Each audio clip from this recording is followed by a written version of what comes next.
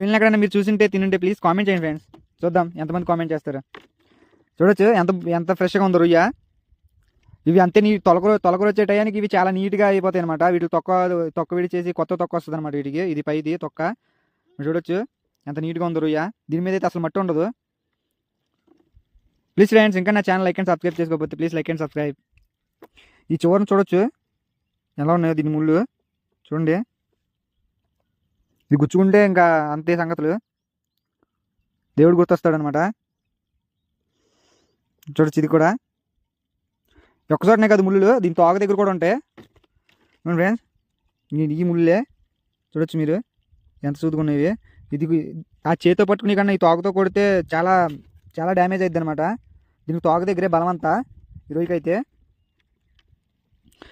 Please friends, ఇంకా నా channel like and subscribe చేసుకోకపోతే ప్లీజ్ లైక్ అండ్ సబ్స్క్రైబ్. ఇలాంటి రోజులు ఎక్కడైనా చూస్తుంటే కామెంట్ చేయండి. మళ్ళీ నెక్స్ట్ వీడియోలో